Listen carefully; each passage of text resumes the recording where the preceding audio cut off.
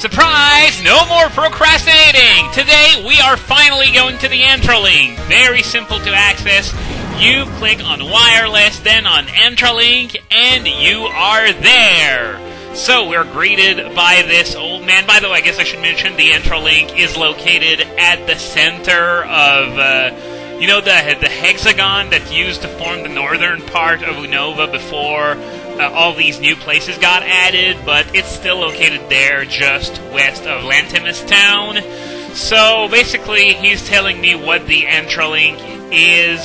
So yeah, we can hone our skills by helping out adventurers, blah blah blah, but today I'm going to show you one of the more interesting features of the Entralink, which doesn't say all that much because the whole place reeks of boring, but I'm going to show you what Funfest missions are like. So, let's talk to the entry here, and I can't receive a pass power or check my records. I can only accept a Funfest mission, and the only one available is the first berry search, which is the tutorial. You can only do it just this once. After that, it's going to be replaced by a similar mission where that's, I think, longer, but berries are less common, or something like that. I don't really remember the specifics because I didn't spend that much time on Funfest missions aside from grinding for shards, which is it's by far the best way to grind for shards, by the way, but I'll get into that a bit later. So yeah, for now, let's just do this Funfest mission. I'm automatically going to get warped back at the location at which I entered the Entralink, which was at the very end of the amusement park. So now, what I have to do is find berries, which are represented by these sparkling spots on the ground. I'm going to go on my bicycle since it's going to be a bit faster.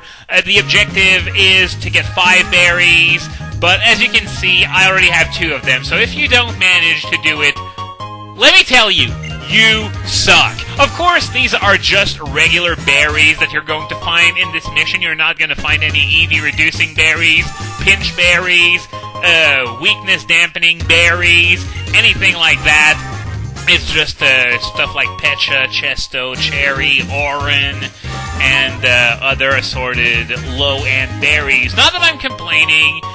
More status healing items are always a good thing. And whoa! I didn't know that was there, just completely hidden by the banner. So yeah, I already have 8 berries, and that was just in the amusement park. Wow. Of course, those Funfest missions that involve finding items, of course the density is not that extreme all the time. In fact, it's the only case of density being this good since it's the tutorial mission.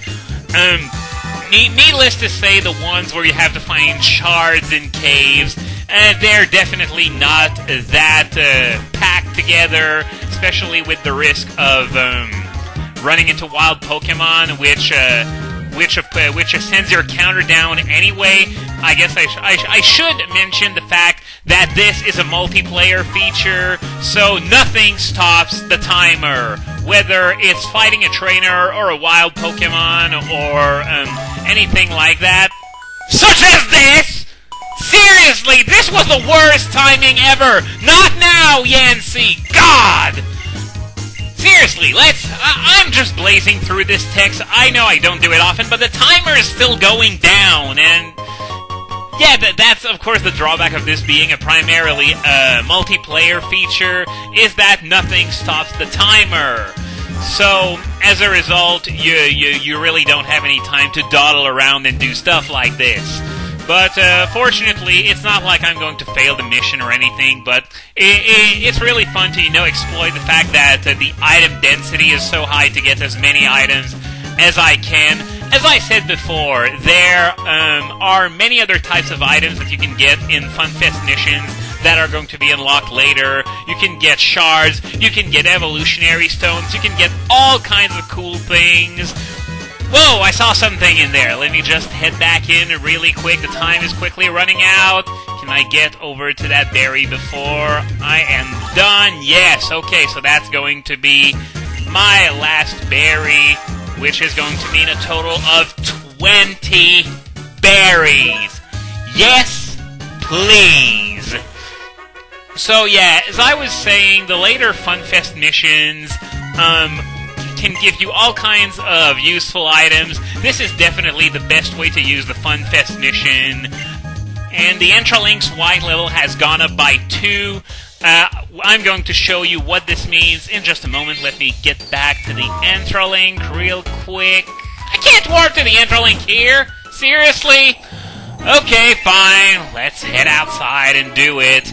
So, yeah, there are white levels and black levels. Which levels you get depends on which game you're playing, white 2 or black 2. But you can get levels of the opposite version if you do the Funfest mission along with someone else who has the opposite version. At least I think that's how it works.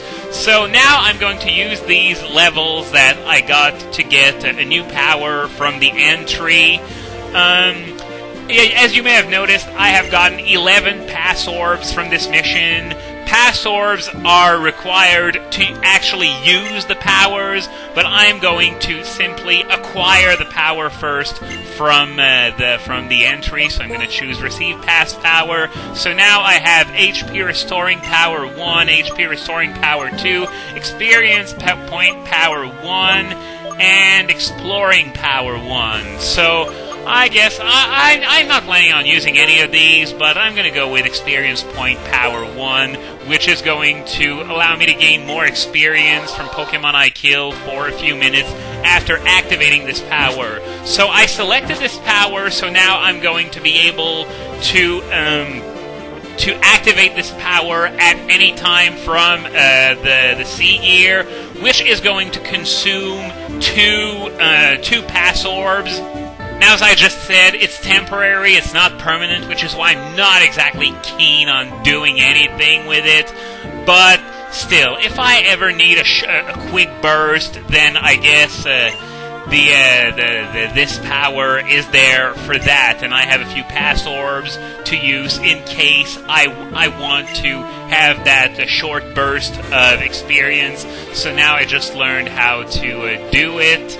So, yeah, there are a few NPCs that are scattered around this area. I'm going to talk to all of them to show you all the features of the Entralink. So, yeah, he's talking about Funfest missions. We already did one, and a few more are available to us, including those that we unlock by talking to NPCs. As you may have noticed, sometimes I talk to someone and I unlock a Funfest mission. It happens every now and then. And past powers, I also sort of explain them really quickly. It's not really a major part of the game. It's really completely optional.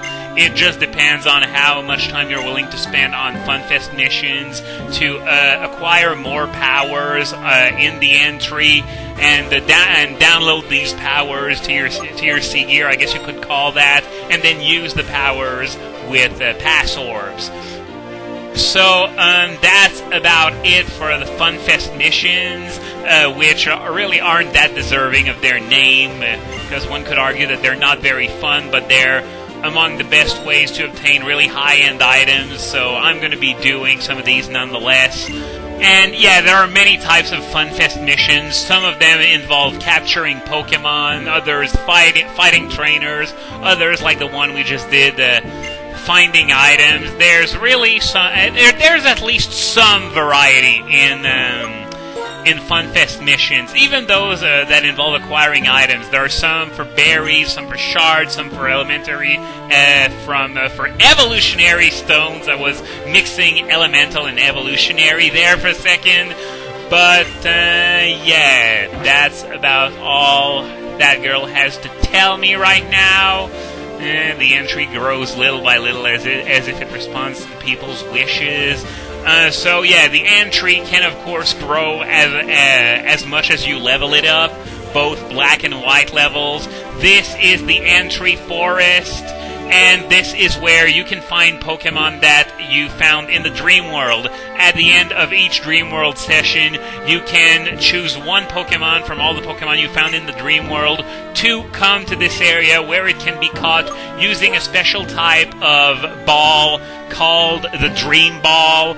Of course, you can use any type of Pokeball you choose, but the Dream Ball will always catch its Pokemon, and personally, I always go for function over fashion, so even though the Dream Ball sort of looks kind of lame, hey, you can't argue against perfect catch rate similar to that of a Master Ball, so I always go with the Dream Balls anyway. So this is where the Pokemon that are from the Dream World are brought, waiting for you to catch them. So here we got something about participants. When you start a Funfest mission, nearby adventurers can participate in the same mission using the tag log.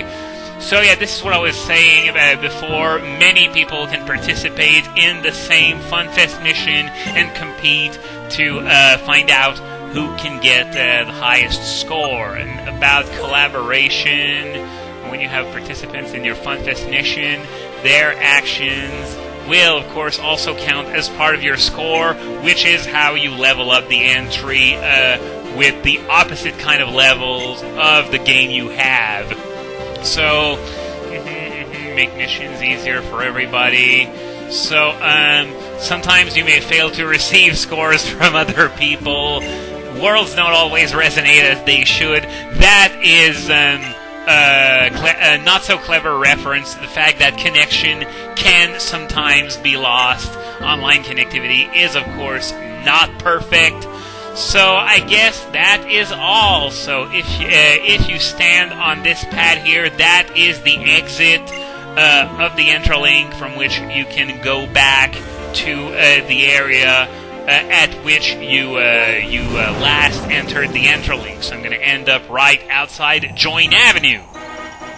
And speaking of the Join Avenue, I'm just about to reach rank 8 on the overall rank of the Avenue. How do I know that? Well, through the magic of save states, of course.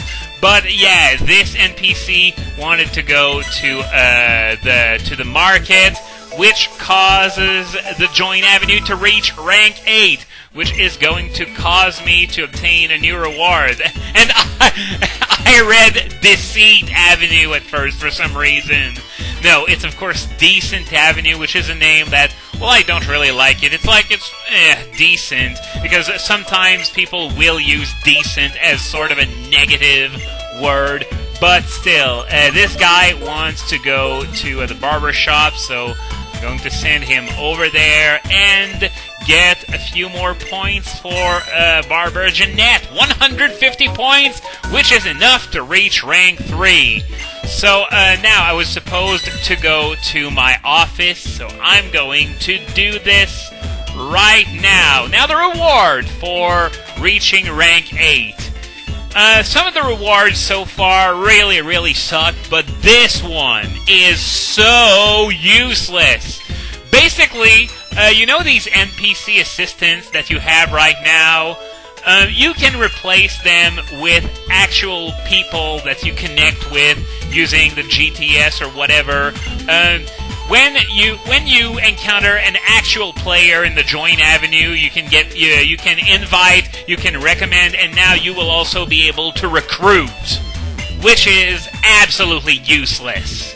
So, well, of course, I'm going to keep it to myself. I'm definitely not the kind of guy you'd call a blabbermouth when it comes to other people's secrets.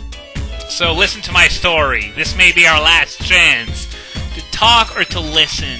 I am going to say listen, to be perfectly honest with you. Even though I'm a Let's Player, I have a tendency to be more of a kind of guy who listens. Impatient or laid back.